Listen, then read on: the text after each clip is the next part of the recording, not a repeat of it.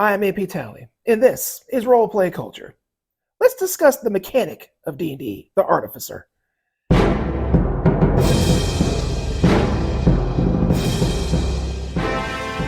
It's the baby of the D&D class family.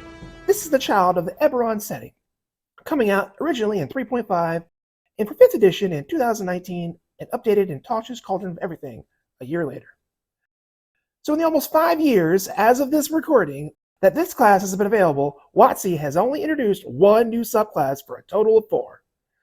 Come on, D&D, add this to the OGL so we can make new subclasses for the Artificer, or at least do it yourself. For our newly initiated into D&D, a subclass is an expansion on the class you choose that usually niches down the character into a specific concept that provides multiple abilities. There are always several options, and you make that choice between levels 1 and 3, depending on the class. For the Artificer, that level is 3.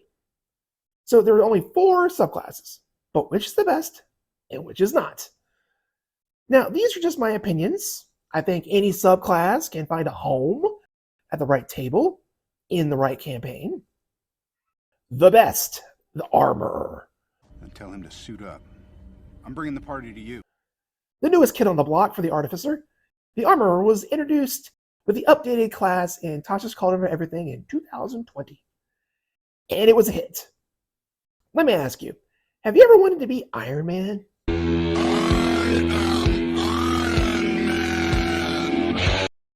Not that one. Let's face it, this is not the worst thing you've caught me doing. There we go.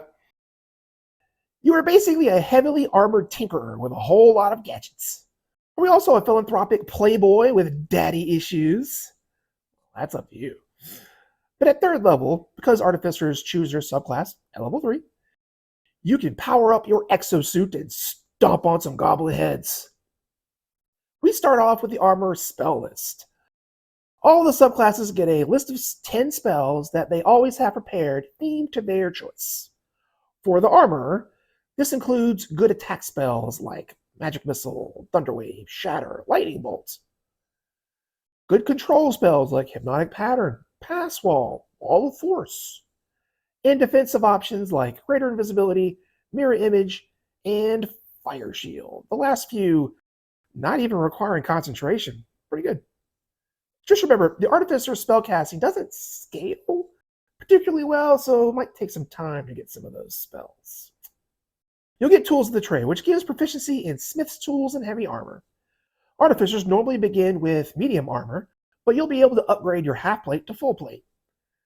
This can be a bit awkward, actually. Sure, when you reach 3rd level, and you have enough money, and you have a place civilized enough to have an armorer available, then it's no problem. But if you're in the middle of a big adventure and don't make it back to town for 2 more levels, you might be waiting a while to be able to upgrade that armor.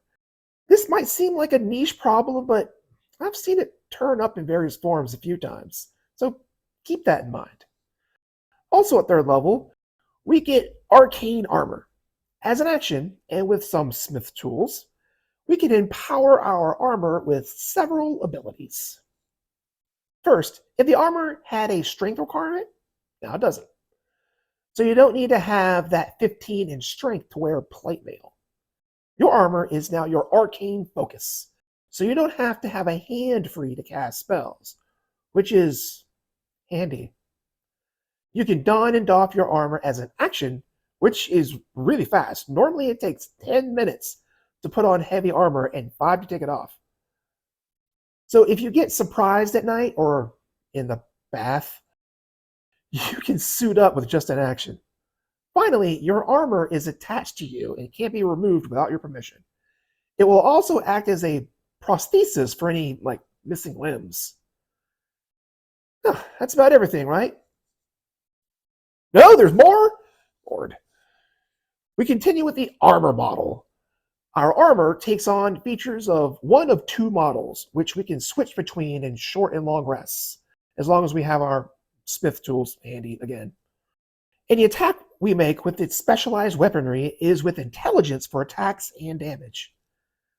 The Guardian model gives us Thunder Gauntlets, which allow us to strike with our fists to do 1d8 thunder damage.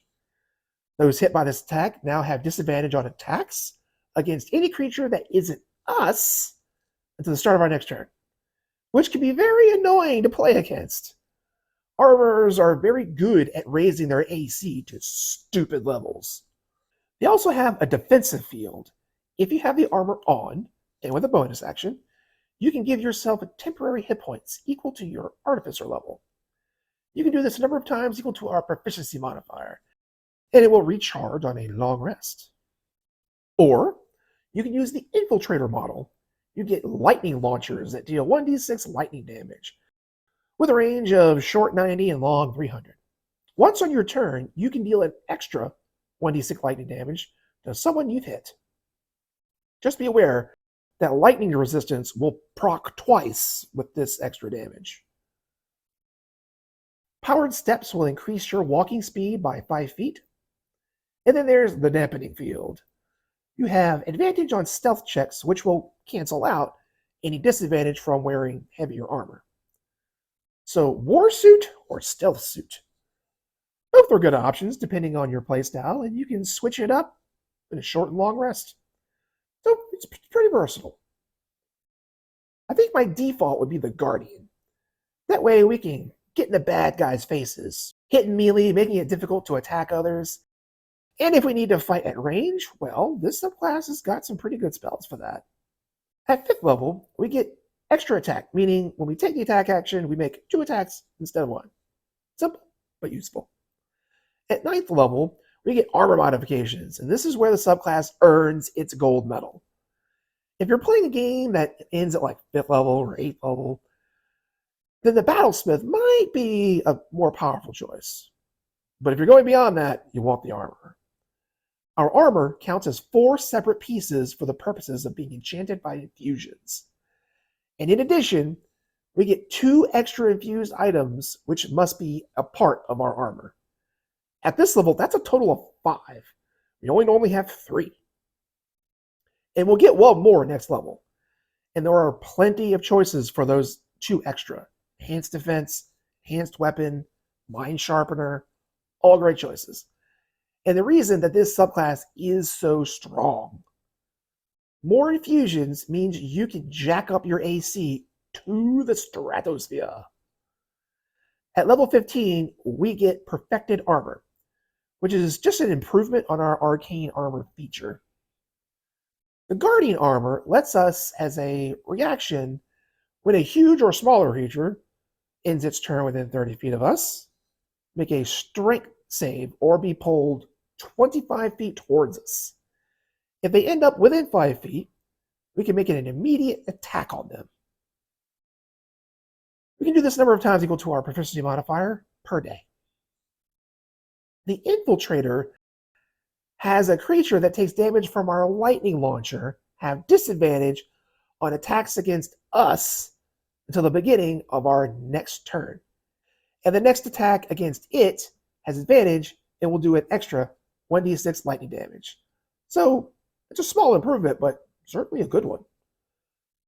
My general strategy with armorers is to lay down a control spell like Hypnotic Pattern, and then hit as many creatures as I can with my Thunder Gauntlets, forcing them to have to attack me, and do my best to have defenses so strong that it just won't matter. So yeah, the armor is strong. I mean, you start with 4 features. That's ridiculous. And this character is very sad. Single ability score dependent. Once you get the heavy armor, all you care about is getting as high in intelligence as possible, along with keeping a decent constitution, and you're good to go. It can make things a bit tricky at levels 1 and 2, but hopefully that won't be too long. The worst, the Alchemist. Fake! I'm driven by finding that McNugget sauce. I want that Mulan McNugget sauce, Morty. So, this is the red-headed stepchild whose parent forgot their birthday. We start off with proficiency in alchemist tools, which seems obvious enough. Being able to make like antivenoms and such is certainly useful. We get a specialized spell list like all the others, which is good support options like Healing Word, Death Ward, Resurrection, even a few decent combat spells like Flaming Sphere. But Ray of Sickness is kind of garbage, so don't get too excited. Our big ability is Experimental Elixir. Once per long rest, we generate a potion that is randomized from a list of 6, which can vary from healing 2d4 plus intelligence modifier and hit points, raise your AC by 1 for an hour, let you fly, and a few others. Nice support options, though not always useful in the moment. But you can give this to anyone, though, so it's nice. At level 6 and 15, you get 1 extra use of this feature, and you can spend a spell slot of 1st or higher to generate new elixirs. In those, you get to actually choose which one you want from the list, so it's good. At 5th level, we get Alchemical Savant, which allows us, when we cast a spell that heals hit points or does fire, acid, necrotic, or poison damage, to add our intelligence modifier to 1 roll. And this would enhance cantrips like Firebolt, so that can be pretty consistent. 9th level gives us Restorative Agents. When the experimental elixir is drunk, the drinker gets temporary hit points equal to 2d6 plus your intelligence modifier. You can also cast Lesser Restoration. That's the spell that cures the poison condition and such, without a spell slot once per day. It's nice to give anyone you want temporary hit points, but the Lesser Restoration can be a little niche. Certainly the poison condition is one of the more common ones. You can go entire game sessions and never use this part of the feature. 15th level gives us Chemical Mastery. You gain resistance to poison and acid damage and immunity to the poison condition. You can also cast the Heal and Greater Restoration spells. That's the one that cures madness. Once per day for free each. You don't need material components.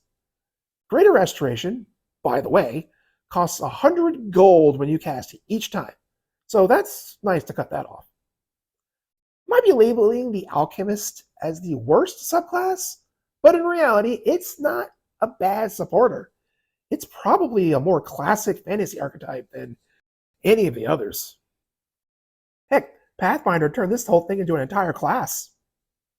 It just lacks that oomph some of the others have. No power armor, mechanical Fido, not a walking cannon in sight.